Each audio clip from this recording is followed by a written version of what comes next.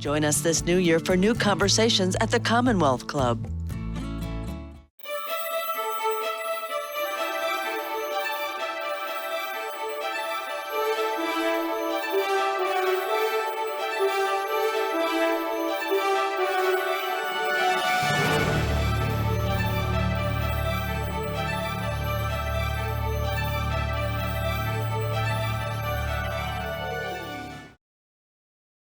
Hello, everyone, and welcome to the Commonwealth Club of California.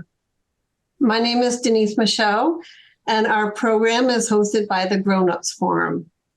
Our topic today is how to best age in place, creating a safe and delightful home. We really look forward to your questions, so we'll have a Q&A session at the end of the program. So we encourage you to write in your questions in the YouTube chat area. I'm delighted to introduce our two special guests. Susie Stadler is an architect, and for the past 20 years, she's been dedicated to design solutions to help people age in place in their home.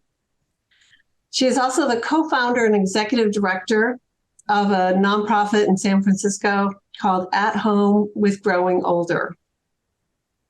Candice Milford, for also about the last 20 years, has been a marketing director for continuing care retirement communities and assisted living facilities.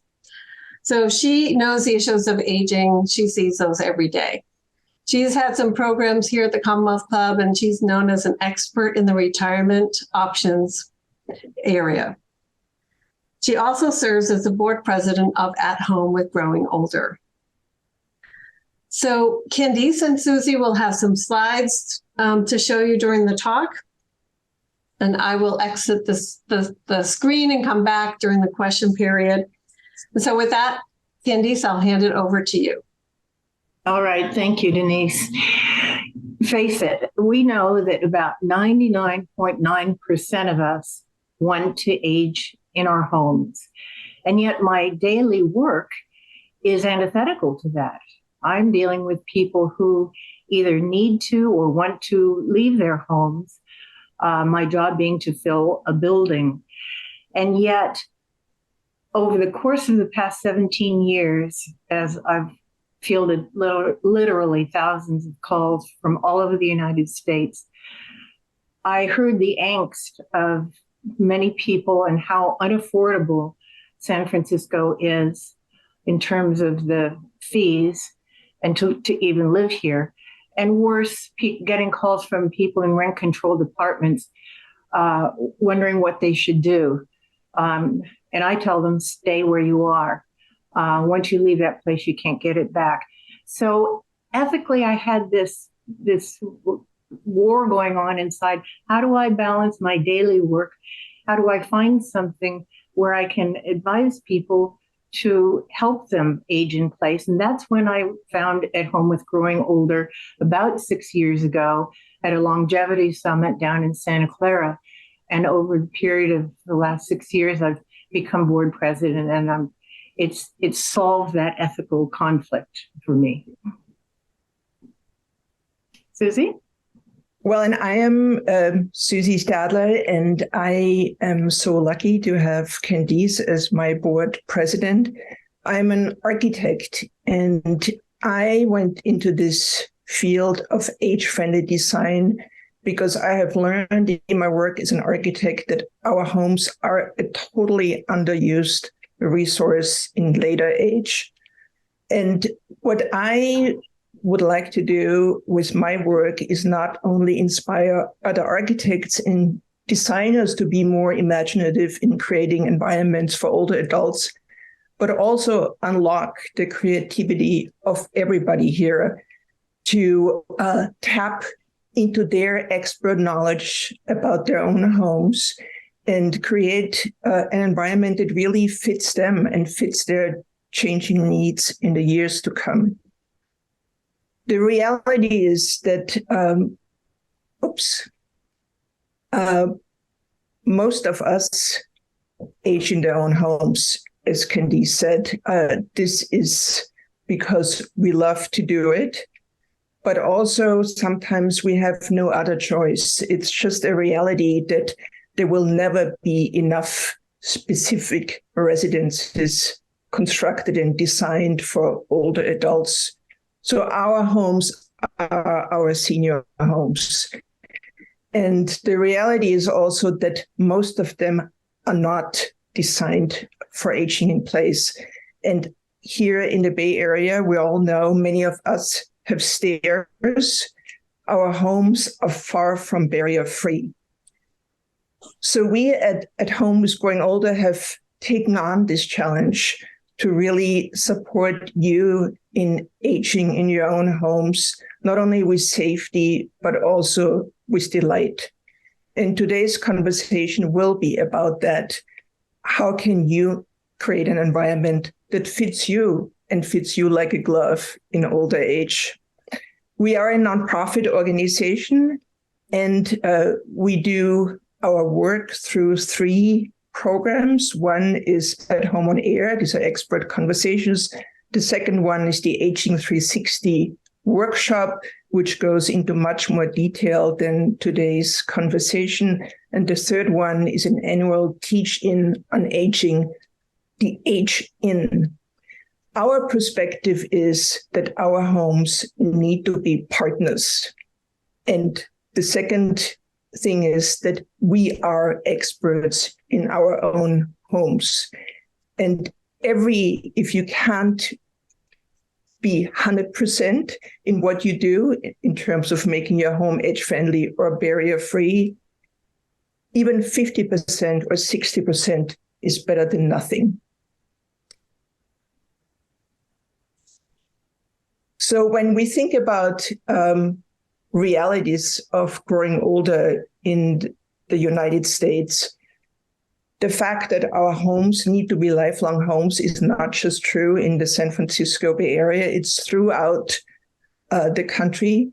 And also what's also true is that only 9 out of 10 houses in America, or the opposite, that 9 out of 10 houses in the States are not age ready. And what do I mean by age ready, or what is this sort of statistic? What definition is it built on? Age ready means that you have a barrier-free entry to your home, so a no-step entry, that you have a bathroom on the first floor, and there is some kind of assistive device like a safety bar in your bathroom. But even if you don't have that, even something as simple as a lever handle can make a difference for somebody to be able to exit their home and be part of the community. This, of course, especially for people who have arthritis and have troubles gripping a doorknob tightly. The other fact about aging in America is loneliness. Loneliness is a bigger health risk than smoking a pack of cigarettes per day. And staying socially connected is the biggest scientifically proven contributor to a healthier aging experience.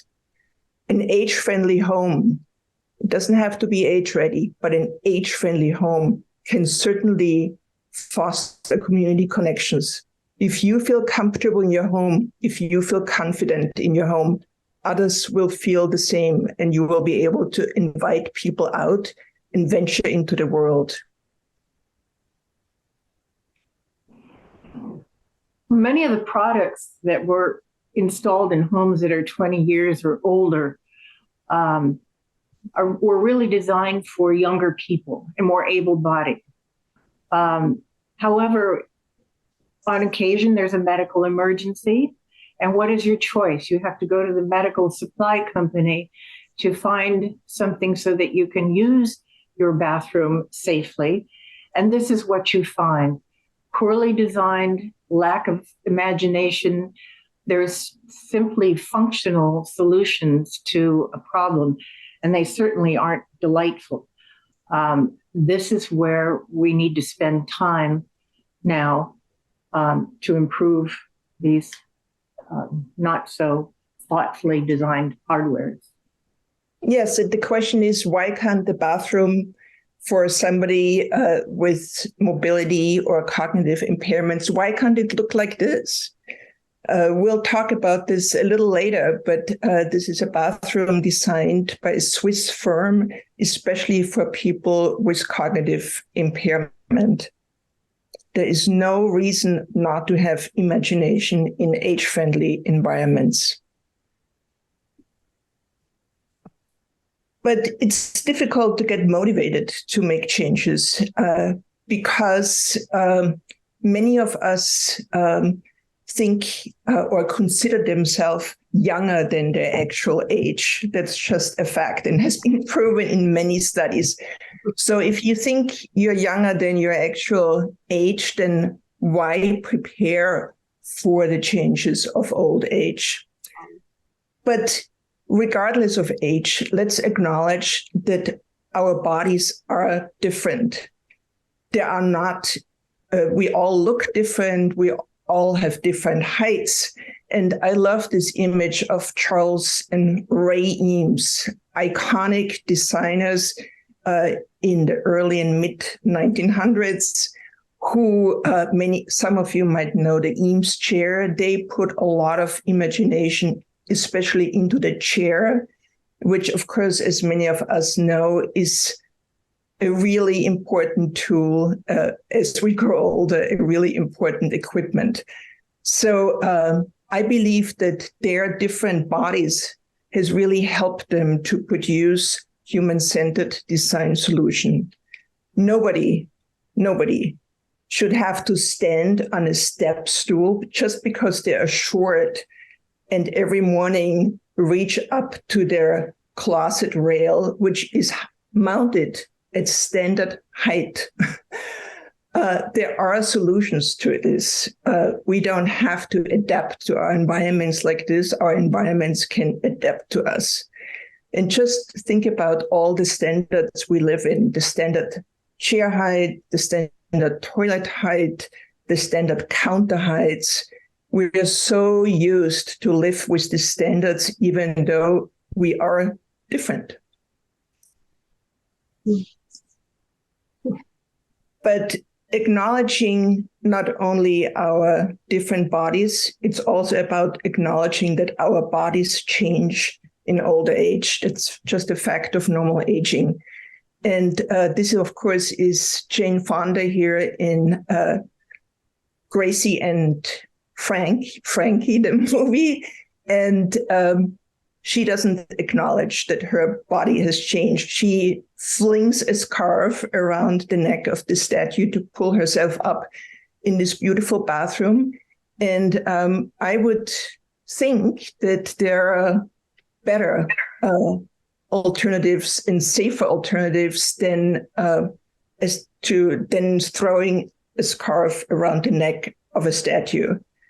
Something as beautifully designed as this bathroom probably would pass Jane Fonda's muster.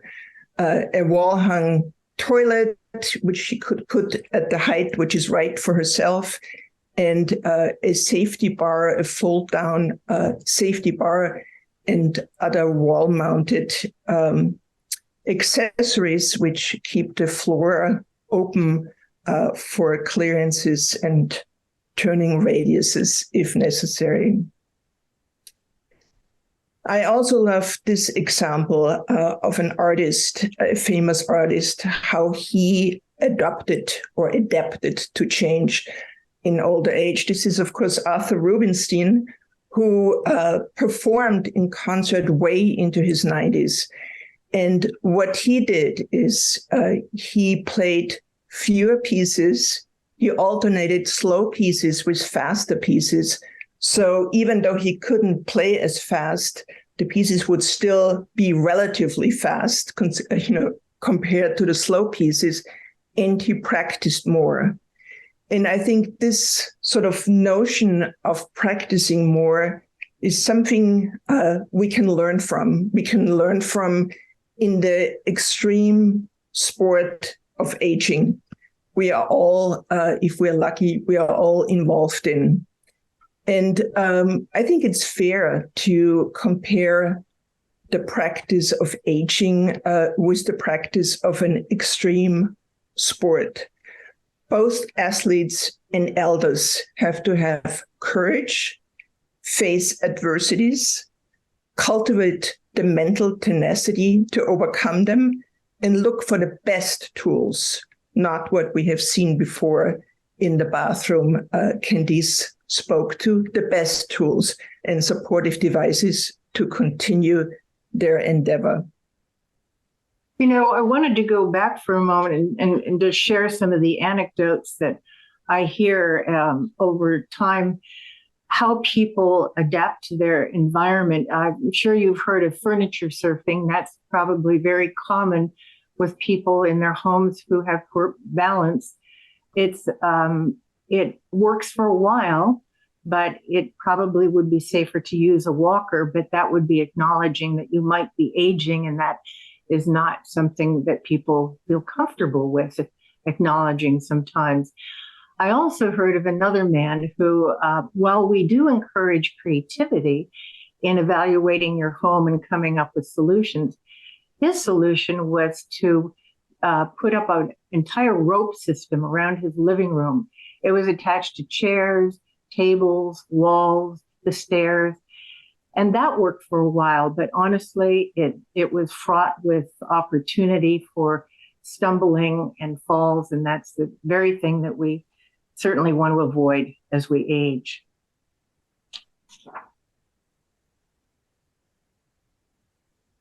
So why not apply sort of the same principles we would apply when we prepare for climbing Half Dome to a stair in our home? Railings on both sides, well-lit walls, and contrasting treads and rises. And sort of a view ahead, where am I going? Similar to Half Dome. And I really think that at certain points in our lives, we should value what we do when we move about the same way as athletes do when they prepare for their climb or their jump. And you know, one of the things that is simple as it sounds, taking out the trash is often one of the very most common reasons people pick up the phone and call me. They just can't do it anymore. It's dangerous in San Francisco on the hills to do it. But it just goes to show that there are things that you can and cannot control, but it's sometimes the very simple things that are those that are the tipping point for you to have to leave, not that we want to leave. Yes, and I would think that, you know, stairs are often the obstacle course, which sort of makes taking out the trash a scary experience. So making your stairs as safe as possible, I would consider as one of the most important steps to stay in your home. Yeah, what good does it do to have this gorgeous multi-story home in Seacliff when you live in one room on the first floor next to the kitchen? So this might be a good opportunity now that we have talked about what we have to do to sort of jump into action, or what do we have to acknowledge in order to adapt our environment to our needs. I think now is a good time to revisit maybe or reflect on a relationship with an old friend, our home. And like in any old relationship, sometimes it's time to refresh this relationship by asking the questions, what are 2 or 3 things that you like about your home? And this could be, for instance, the view out your kitchen window, or it could be a sofa in your living room, or it could be a shower head in your bathroom.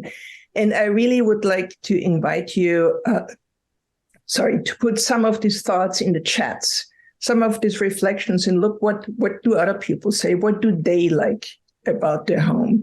And what do you like about their home? And what thoughts does this bring up for this old acquaintance, your home? And I think Denise will, if we have time, we'll read some of these reflections during the Q&A. But now it's time to talk concretely. What is age-friendly design? What does it look like in your home? And how do you make your home age-friendly?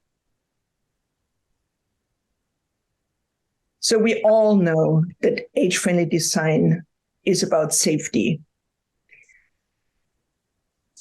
And safety is the baseline. We need to feel confident and fearless in our home. But we should be able to ask for more.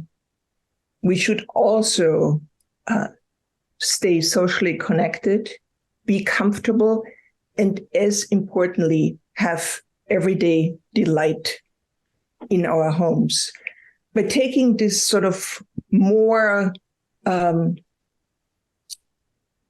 this broader view on age-friendly design, which is human-centered, I think we can think about it in terms of our general well-being and not only about avoiding falls or avoiding a decline. It's really also celebrating our strength in older age and this kind of experiences.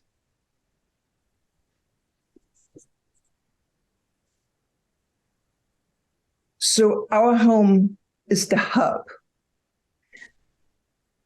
Our age-friendly home is the hub of many environments. It's, of course, our physical environment, our home, our social environment, our emotional, and our personal environment. An age-friendly home can enable us to be connected with safety and comfort and delight in all these realms. For instance, if we put a second rail on our front stair, it's not just about avoiding a fall. It's also about staying connected to the neighborhood and also about inviting friends in who might have different abilities than we do. And if the second rail is, for instance, a beautiful piece, it doesn't have to match the other rail. If this is a piece of driftwood or especially carved rail, something we love to touch, then it also adds delight to this daily experience of using your stair. And you know, while you're speaking of connection, younger people immediately think connection and the internet or a smartphone. And that's part of being connected too. But during COVID, many older people, even though more and more elderly people are adopting to technology and own smartphones and all types of computers and tablets, many still don't. And they became very socially isolated because they had no contact or very little contact with the outside world for over 2 years. We're wired as social people, and it's just very damaging. So it's interesting. I've noted in the first quarter of this year that there has been an onslaught of people calling in. These are the same people, by the way, who told me very definitively that the only way they're going to leave their home is feet first. And now they're calling and saying, I changed my mind. I want to come in. I miss being around people. Yes, and I do think that connection is the key principle of age-friendly design. And so when we look at the age-friendly toolbox, how do these principles really manifest themselves in your home? One expression of connection is a view.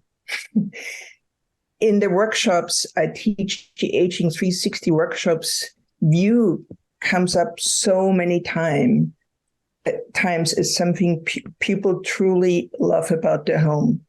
And of course, not everybody can have a view of a beautiful lake and woods, but sometimes it's just sort of looking at your neighbor across the street or what's going on the sidewalk.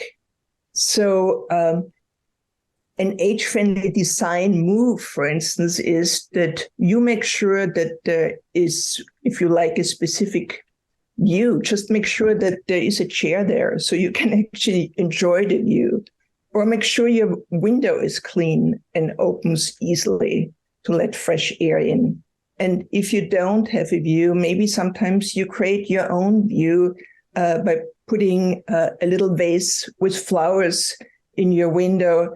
Light and air still streams through it, and then you have the flowers in the foreground. So there's always a way to create connection and also bring delight into this.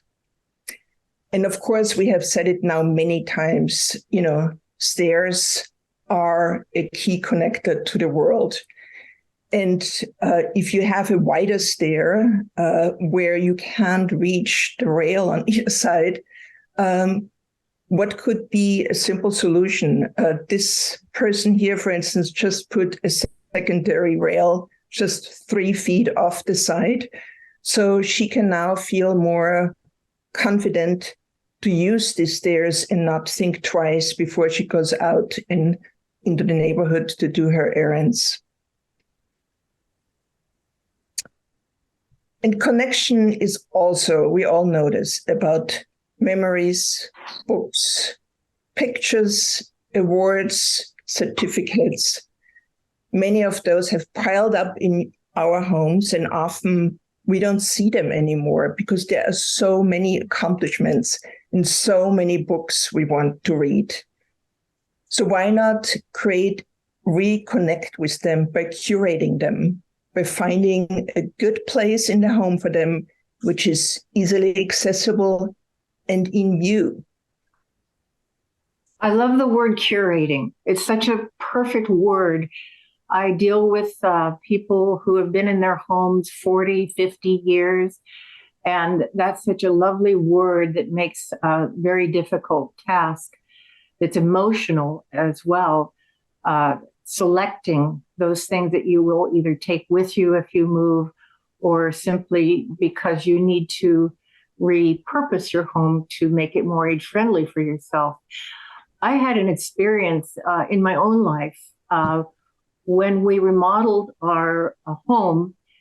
We had a friend come help. She was a designer, and she took a look around and just stated right out that we had to get rid of all of our furniture. And I nearly fell over. I thought, what? Didn't expect that. It absolutely floored me, but she was the expert and we did what she said.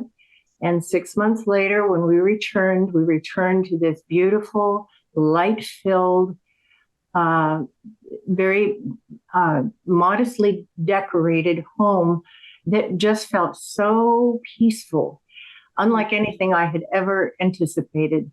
And I was in love. So that was a harsh way of curating my belongings, but it actually was a good thing for me to have to do, because how can I honestly talk to people in my daily work and say, this is what you need to do, if I haven't actually walked in those moccasins and done it myself and know the feeling of how good it is to lighten your load. As hard as it was, I don't miss that furniture, even though some of it was more, heirloom. They had some family connections. I don't miss it. I love this new environment and I find it inspiring. So not everybody's as radical as Candice, of course, but, we can start with going through our books, which is for many people a big task. But let's move on to safety and comfort. Safety is really about feeling strong and carefree. Nobody should be afraid or think twice about stepping in the shower.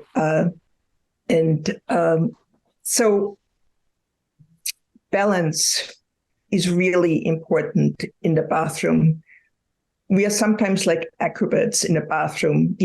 Often we stand on one leg, we lift an arm, we bend over, etc., etc. So having a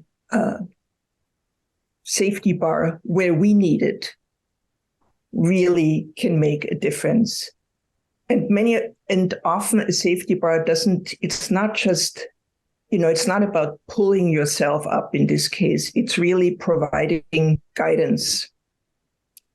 And what I also would like to say in the public realm, in public, housing and bathrooms and etc., there's a certain standard at what height things have to be mounted.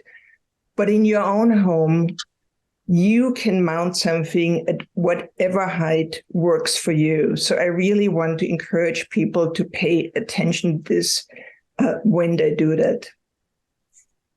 That's also, important at the toilet. A safety bar at the toilet makes a difference.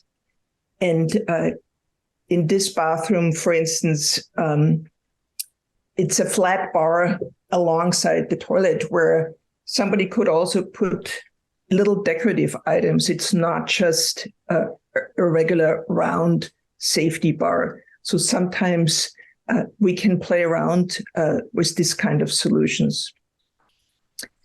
And then I would also encourage you to maybe look in the field of sport. What about if you just need a grip in a certain location? What about instead of a regular safety bar, what about looking at climbing grips? They're fun, come in different colors, different shapes. Maybe that brings a smile to your face when you go into your bathroom. And then, of course, there are also poles, floor-to-ceiling poles for people who need a bar, to slide a bar up and down a pole in different locations as they do their work and practice in their bathrooms. Many options. We talked about the lever handle. It's such a simple thing. And as you probably noticed from my accent, I come from Europe, and in Europe, lever handles are the standard. Here we have knobs, and it does make a difference to have a lever handle versus a knob. And you see it also, all public environments have lever handles, and it's for a good reason.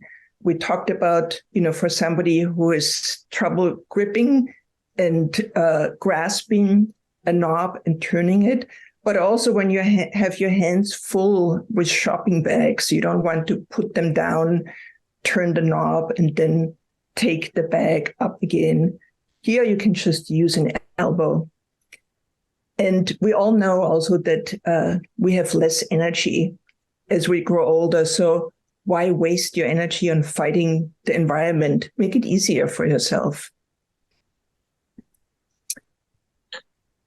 This is also a common example. I'm also a victim of this, going into my lower cabinets on my knees to pull out some far away pot. But there are other options. The easiest one is the baskets on the left. Then there are, of course, pull-out wire shelf inserts, which you can just install into an existing cabinet. And then you can have somebody fabricate drawers or even buy drawer inserts online.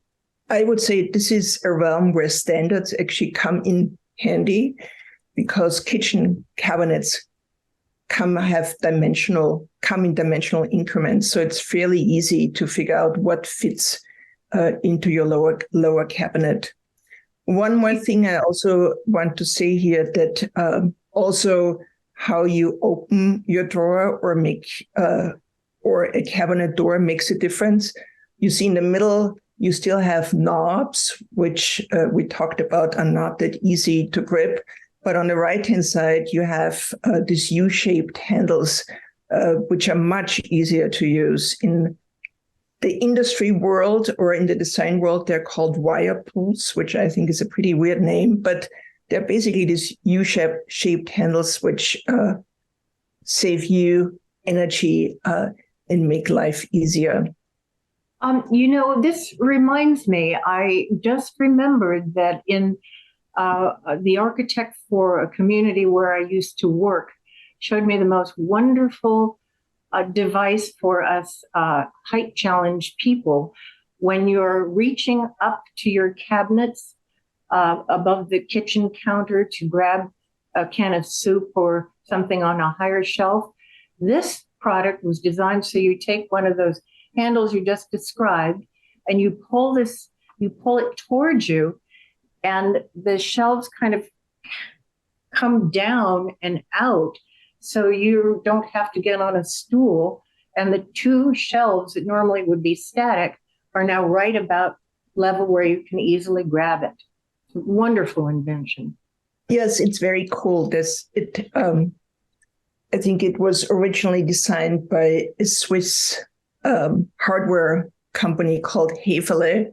And these are quite intricate hardware configuration. And I would say if you can't invest in a fantastic solution like this, there's always the option that you actually reorganize your kitchen cabinets in a way that you don't have to use a step stool, but just put things of everyday use on lower shelves.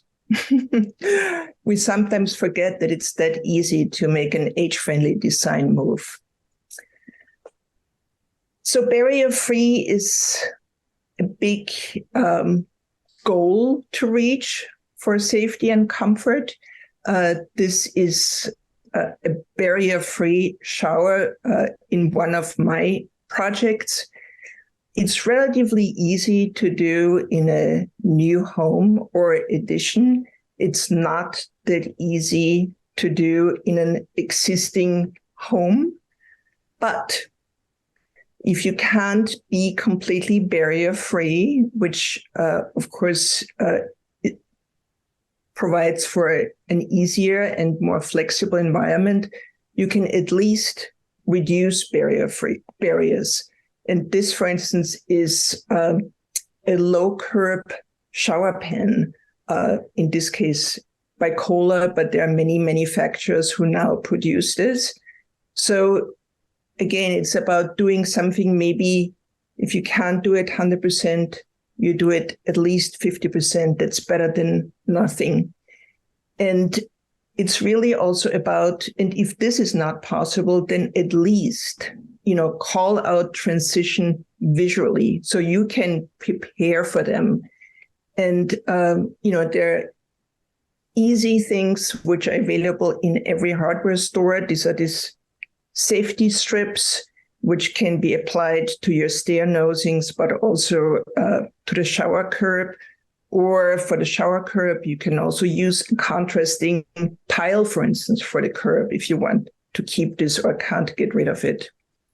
And lighting in every case is equally important. Again, bringing more light to transitions and call them out visually. And I have to say, we are all very lucky that we are now living in the world of LED lighting, because LED lighting allows for relatively easy and space-efficient solutions. And also, there are LED battery-powered lights, which are puck lights, which just can be mounted to the wall without getting an electrician and running wiring for you. So this is always a great thing to experiment with. And here again, lighting in stairways and hallways is especially important. And I don't know if you have experienced this also in your own homes, but for whatever reasons, in many homes, hallways and stairways are underlit. And this is especially dangerous for older eyes because older eyes take more time to adjust between light and dark. So if you come out of a light room into a dark hallway or stairway, this is really a scary thing. So especially lighting stairs and hallways makes a big difference. You also pointed out in that photo that painting the walls a light color is very helpful because it's going to reflect ambient light and illuminate the stairs even more, as opposed to painting it a dark color, which absorbs the light. Yes, that's actually a really, really easy thing to do. And when you said this, Candice, I also remembered years ago we did a project with Rebuilding Together in San Francisco, and the homeowner had the stairs themselves were painted black, which was probably the worst you can do for stairs. So that's what the volunteers then did at our recommendation. They painted the stairs in a light color and put contrasting strips on the nosing again for visually making the transitions more apparent. So delight. I consider this is my favorite age-friendly design principle, of course. And it's as important. Yes, it is as important as safety and connection, because without delight, delight is part of feeling healthy and happy. So asking yourself the question, what is your passion, is part of making something delightful. It could be, you could be a great cook, you could be a great gardener, you could be an avid reader. What is your passion? Where do you want to invest your energy in adapting your environments? In this case, of course, this person's passion is their yard. So raised planter beds, beautifully colored concrete walkways, a bamboo rail along the walkway, and trellises for the fruit trees. You shared with me earlier that homeowner had to make a really difficult choice, though. Was she going to redo the bathroom, or was she going to have this garden? And her passion won. And what a beautiful design. Yes, and I was not, to be honest, at first very happy with her choice, because the rational way would have been to put a new bathroom on her first floor. But yes, she's still going strong in her garden. She's 88 now. So delight is also about being bold, and colors, of course, are a great way for being bold. But again, here, colors have two functions. It's not just about being delighted. They also have the function to call awareness to certain things. And contrast, especially in older age, again, color contrast really help us to perceive, or help aging eyes to perceive the environment. And the color red, there are studies, especially beneficial for people living with dementia. And we talked about this bathroom before in the beginning. This is a bathroom designed especially for people living with dementias. And you will notice that all the important functions in the bathroom, from the toilet lid to the safety bar at the toilet to the flush buttons, above the toilet, they're all in red. They're called out in red. But the beautiful thing again is that this bathroom works for everybody. It's safe and delightful for everybody. And I noticed that everything is off the floor. There's nothing on the floor. So it's barrier free if you have a wheelchair or a walker or just have a balance issue. Yes, that's an important part of it too. Thank you. Delight, of course, is also about bringing nature into your home. So this can be as easily as picking some flowers in your neighbor's yard, so maybe also in your own. But it's also about connecting your home with nature and your garden. And this is our last slide here. And it's about the extension of your home, thinking about the environment, the context of your home as part of your home. And this was one of my projects for a woman in her 70s who had MS. And her cats lived in the yard, so she needed a ramp down to her cats. She loved fresh air, so we put in an outdoor shower here behind the tree. And then the magnolia tree was her treasure. So we put a French door into her living room so she could also see it from outside. So all of these things together connected the interior and the exterior for her as she chose this as her lifelong home.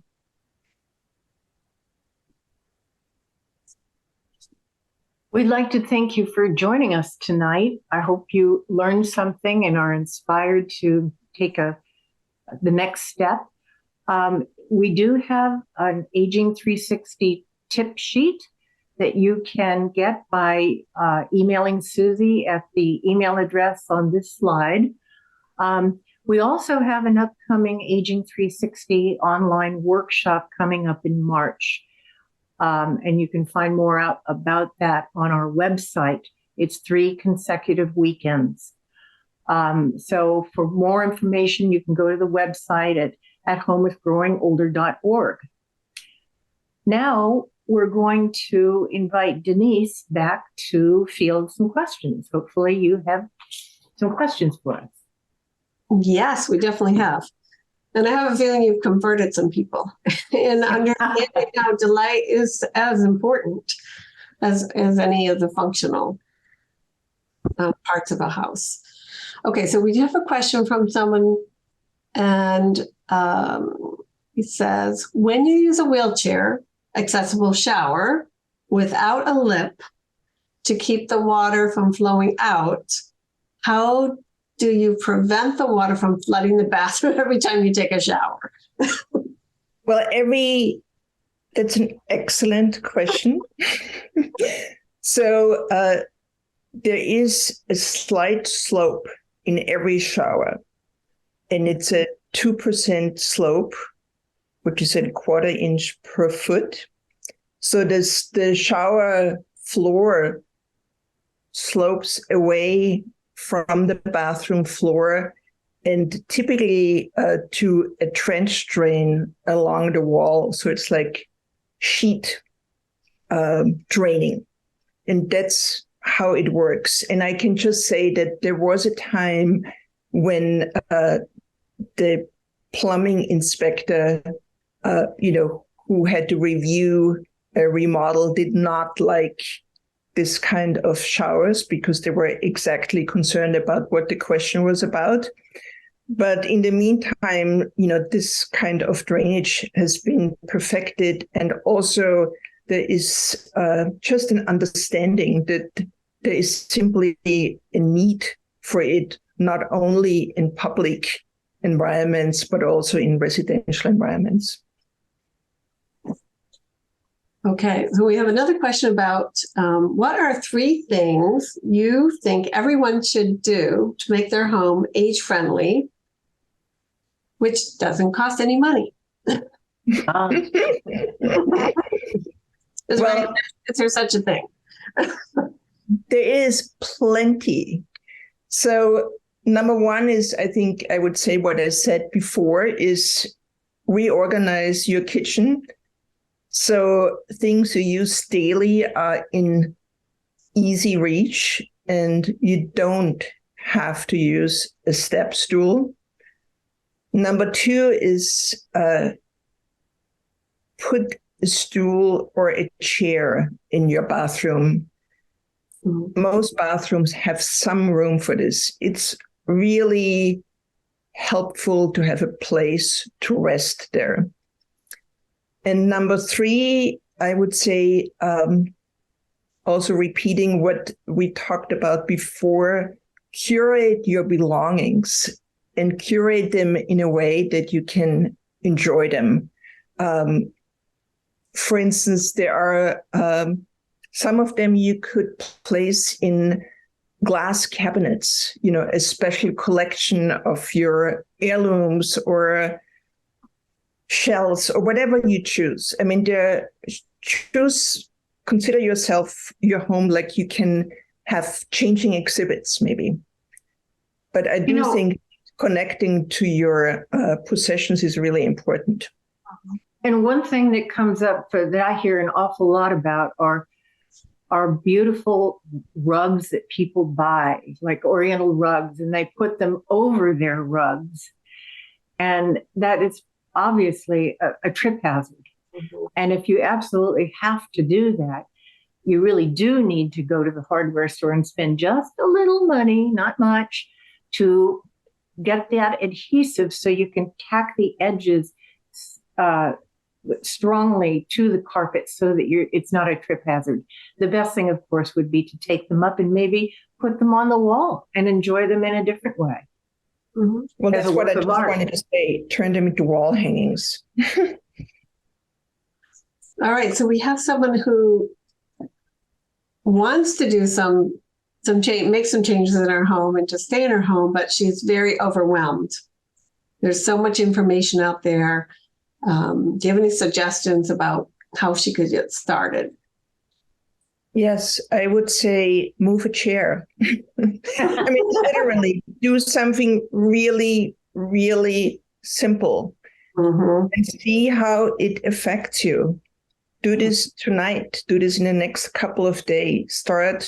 Start really simple, and also ask yourself this question: what do you love about your home? What's important for you in your home? And then I'm also a big believer in reward systems. So if you do something and if you make a change, reward yourself. Like how? I don't know what your reward would be. For me, it would be ice cream, but reward yourself. I also hear people ask me, but where do I start? Mm-hmm. Do I start at the rubber band drawer, or do I start in the garage? Oh, God. And you just have to take it in little teeny bits. You don't have to do it all at once. You can just do a drawer. Make it more, take all that clutter that piled up and just organize it. You'd be amazed what you're going to find in there. You may even find some money you didn't even know you had, or an uncashed check. You could be a winning lottery ticket. You never know. It's worth the investigation. But seriously, the At Home with Growing Older website is chock full of resources and information. And that tip sheet that you can pick up from Susie by email would be a good start too for resources. And remind everybody how they can get the tip sheet. Yes, they can email me, and I don't know if you can put this into the chat, Denise. My email address is sstadler@homewithgrowingolder.org. We'll see if someone behind the scenes can put that in. All right. So we have someone who says, I have a home, and she owns it free and clear.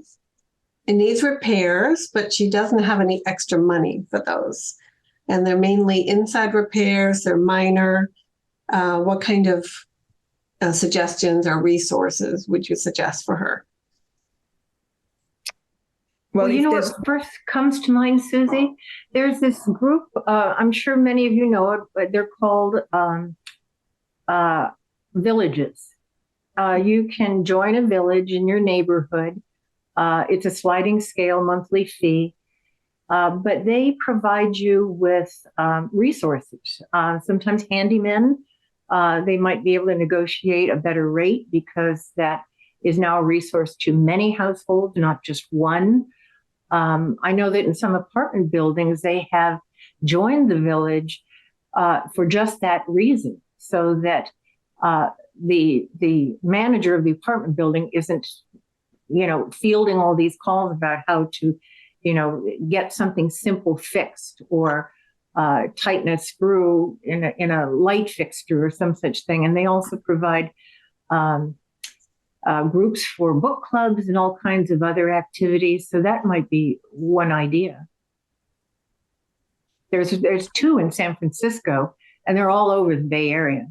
One is called San Francisco Village, and one is called Next Village, I believe. That's more over in the Italian area. Pardon me? Is it Emeryville? No. It's in San Francisco. It's over North near Beach. North Beach. Yeah, North Beach. Exactly. We even had someone who called me, and their mother speaks mainly Italian, and she was very lonely living in her home with a caregiver. She just really wanted to talk to somebody in her native tongue, and they were able to connect her with someone in that little village group. Now she's happy. Nice connection, right? All right, so we have another question from someone who lives in a rent-controlled apartment, and the landlord will not do minor fixes. How can she find a handyman? Yes, a handyman is like a pot of gold. So true. Probably your friends, word of mouth referrals. And again, the village is a good network. Looking it up online, I know there are places like TaskRabbit that you can online go and find someone. But I always find asking my group of friends who they've used, who they like, who was reasonable, asking 2 or 3 of them, and then calling them. There's nothing like that personal connection. And it might sound ridiculous, but I have to admit, I have now resorted also to YouTube videos. So I repaired the trip lever on my toilet recently myself, just by watching a YouTube video. So I've crossed this threshold. There's so many how-tos on YouTube now. Yeah. So, but it is an amazing resource, really, not to be underestimated, what people share on YouTube. Mm-hmm. Mm-hmm. Okay, then we have another question from someone about financial aid for home modifications. Any sources for, someone who needs some serious modifications in the home, but needs some help financially? Yes, so there is a pretty good website by the Administration of Community Living of funding sources for home modification in California. And I have to say that most of these funding sources, or I think actually the majority of them, are dedicated to modifications for people who are already living with a disability or have function limitations. It's more difficult to find sources when you want to do something preventative. And I really think that this is a big mistake cities make, because, they could easily support people as they do remodels or modifications in financially, because it's just beneficial for cities to know that people can age in their own homes. That's the cheapest way for cities and municipalities to secure senior housing is age-friendly homes.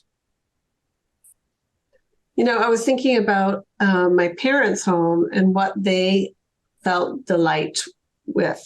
In their home, they have a small sunroom, and they would just love to go into that sunroom and watch the birds go by. And they kept the birds very well fed. So they would keep that show going.